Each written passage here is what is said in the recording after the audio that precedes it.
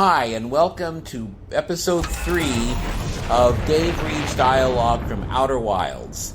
In this episode, we continue our exploration of the bizarre planet Brittle Hollow. Last time I mentioned that we would be going to the Hanging City, but because I don't want these videos to each be too long, I'm going to concentrate today on going to the Southern Observatory, because that's really the next chapter in the Nomai story in their search for the Eye of the Universe. Just to recap what we know up until now, the Nomai are a nomadic people who arrived in the solar system and searched for a strange signal that they refer to as the Eye of the Universe, a signal that appears to be older than the universe itself. They were determined to find this eye, and in order to do so, they first built an eye signal locator on the moon known as the Rock, but it was unable to find the eye. So, to continue their search, they decided to build a bigger, better, more powerful eye signal locator on the south pole of Brittle Hollow. So this is the Southern Observatory, and we just have to find a way in. Now we're going to start by retracing the steps of our fellow astronaut Rybeck, who came here before us, also in search of the signal locator on the South Pole. I think this is a recording that Rybeck left when he got here. I'm here! I did it! I put Chip down safely. In that the ship went down and I didn't sustain bodily harm. A few minor repairs, and it's like the ship never even hit those rocks. One of my better attempts. Feldspar would barely have laughed at me, I bet. That's the good news. The bad news is, I haven't found a way inside the structure yet. The door is broken, and I know I'm not good at exploring, but I think I would have found a different entrance by now if there were one. Probably. I can't get inside from here, but I know there are paths below the surface. I'm going to head north to the ruins on the equator to try to find a way down.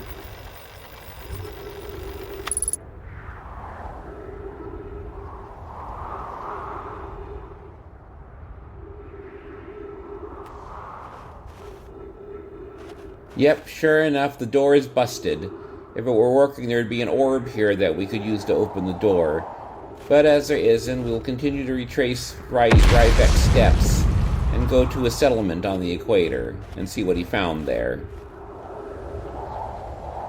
And so here we are at the equator in this derelict little village. And so we're just searching now for Rybeck's settlement. Is this the one? Uh-oh, I don't think so. Ghost matter detected. So we'll get our little scout. And sure enough, it detects ghost matter. The little scout's very useful that way. If there's green, there's ghost matter. And of course, the remains of dead Nomai. Aha, I think this is what we're looking for. Yes, this is where Rybeck went camp. And I think he left some notes here.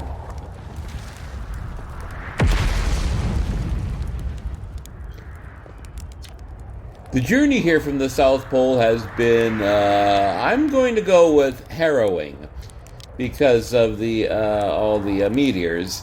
But hey, at least I made it here unconcussed and not on fire. He's referring to the meteor spat out by the volcanic moon. Okay, let's see. I poked around a little, and there's some sort of old Nomai path that starts across from my campsite inside that ruined building with the trees growing out of it. Doesn't look like anything horrible, just stairs leading down. I can handle stairs. After I get my supplies together, I'll follow the path and see where it leads.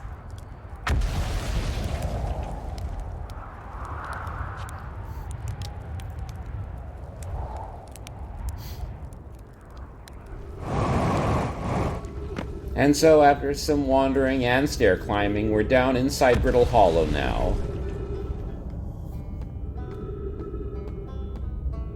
And we can hear Rybeck playing his banjo in the distance, so we're getting close.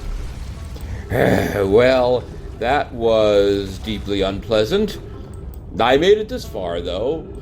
Guess that's the part to focus on and not how I'll eventually have to get back up that path.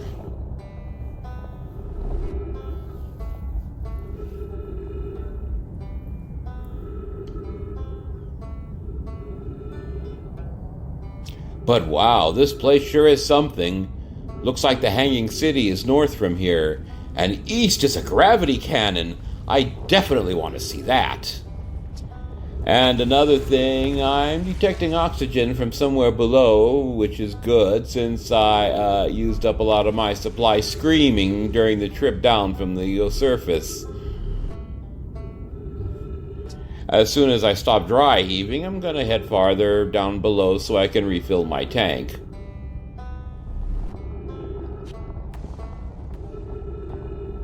Okay, we'll get out our signal scope here. It'll tell us where Rybek's music is coming from. Well, it's below us, so we have to head even further down.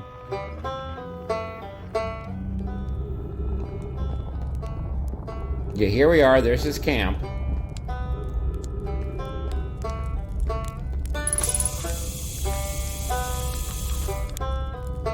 Hello, Rybek. Oh, you launched! That's great! Great job, you!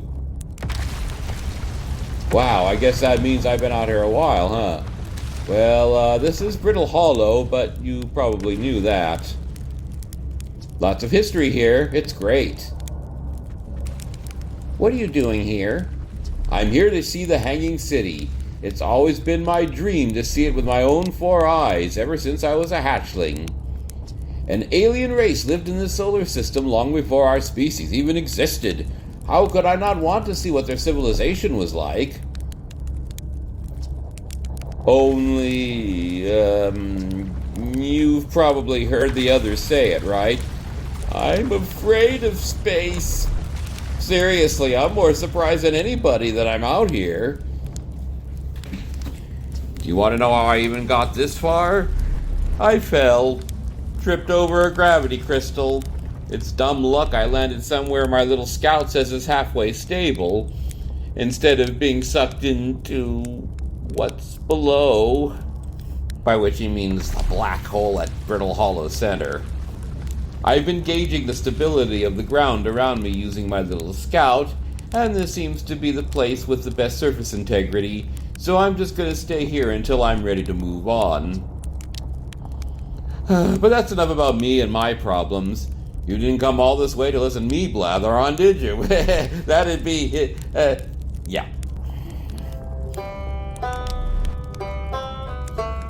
Thanks, Rybek. We'll talk again later. So now we'll head off to the Southern Observatory. You may remember we tried to get there in the previous episode, but we fell into the black hole instead. But we're going to have another go, going through the tractor beam, aka lifty dudes, as Colo likes to call them, which is taking across into this southern glacier here. So we're getting close, and now we look up here. There it is. There's the entrance. And here goes nothing.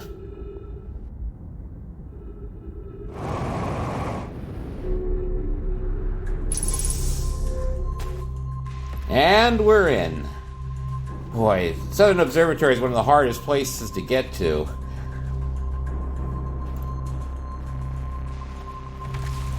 And so here's the door. Here's the other side of the door that we couldn't get into before.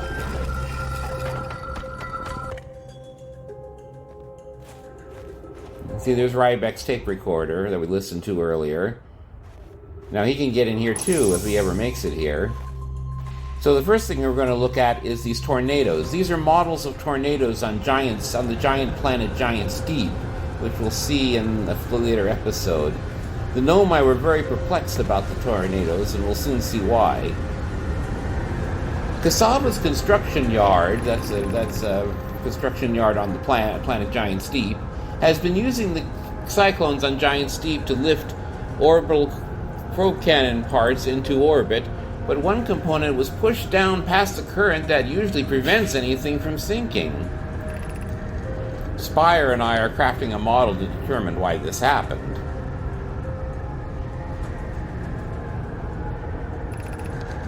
An update. It's now clear that there are two types of cyclone.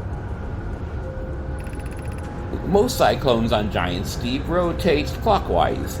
These are the cyclones Cassava typically uses to send components up into orbit. There also exists a rarer type of cyclone that spins the opposite direction and pushes objects beneath the waters and below the current. My gratitude, Spire. Kanoi is showing me your handiwork, and I'm intrigued by the secondary type of cyclone. But was it really necessary to build a model to tell me that? The model will be useful as we continue monitoring Giant Steep. Also, I really much wanted to make a model.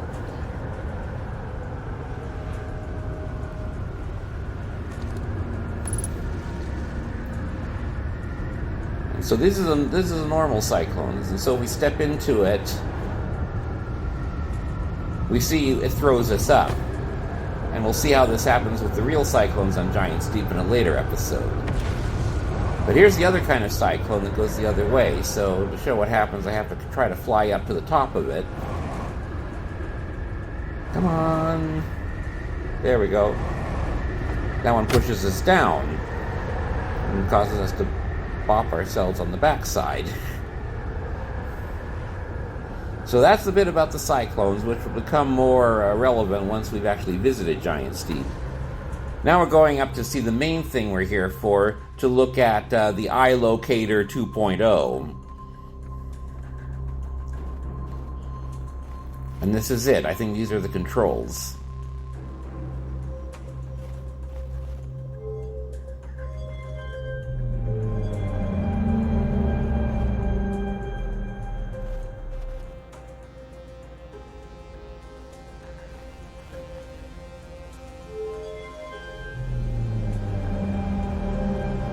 I guess Spire also very much wanted to make a model of the solar system, because this is the sun and this is the hourglass twins.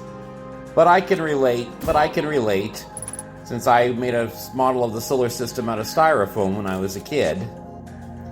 So if you're wondering how this is being generated, that pool at the bottom there is kind of like a 3D printer, and it's what's creating these models of the solar system. So there's a Timber Hearth, that's our home planet. And this one will give us Brittle Hollow. There it is. And it's showing the orbits of the planets too, that's what the rings are. And now Giant Steep.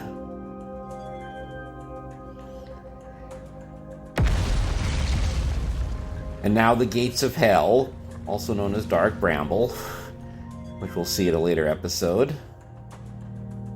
And here's the last one, which is marked with the symbol of the Eye of the Universe.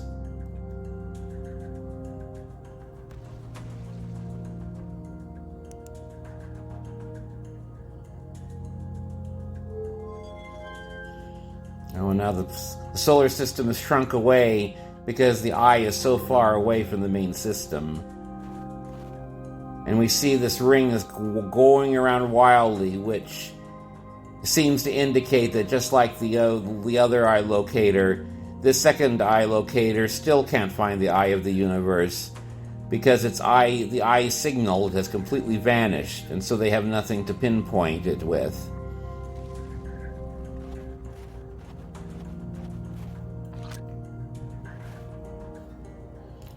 What have we learned thus far in our search for the Eye of the Universe? Those of us on the vessel originally followed the eye signal to this star system, but we were unable to warp to the eye itself.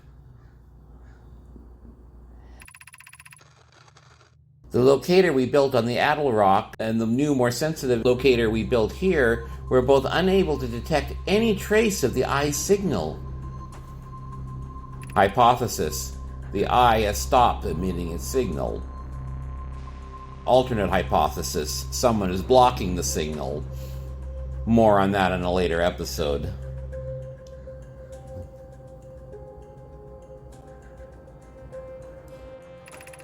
Suppose the eye doesn't wish to be found.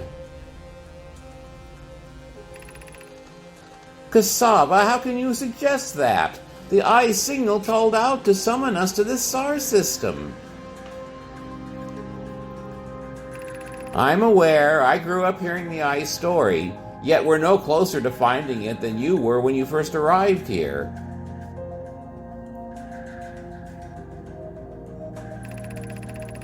Based on our knowledge of the quantum moon, we believe the eye is in orbit around the star system's sun. This would mean the eye is located within a finite, albeit enormous, range.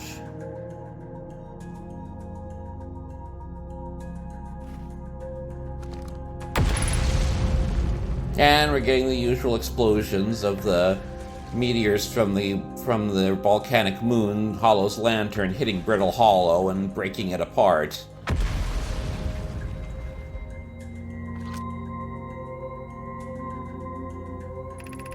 Error. Unable to determine orbit. No signal detected matching any known criteria for the eye of the universe.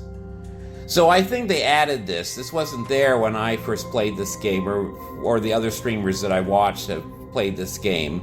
I think they must have realized that people were looking at that quote wild orbit on the eye locator and didn't know what they were looking at, so they thought they'd better add that computer readout to make it clear that it still couldn't find the eye.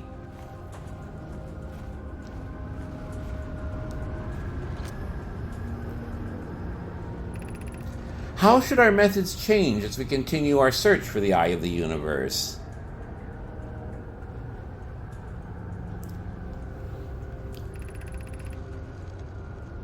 Well, we know what the eye looks like thanks to the quantum moon, so what if we try to find the eye visually instead? Let's send out a probe.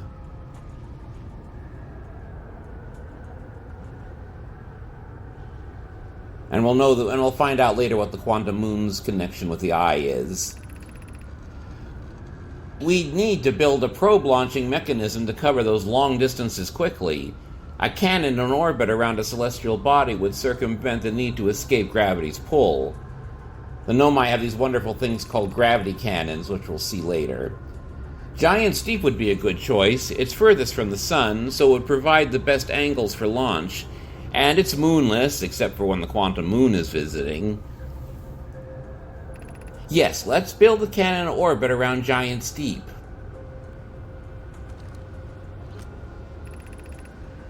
As we couldn't find the eye signal using two different devices built for this exact purpose, we should discontinue this search method.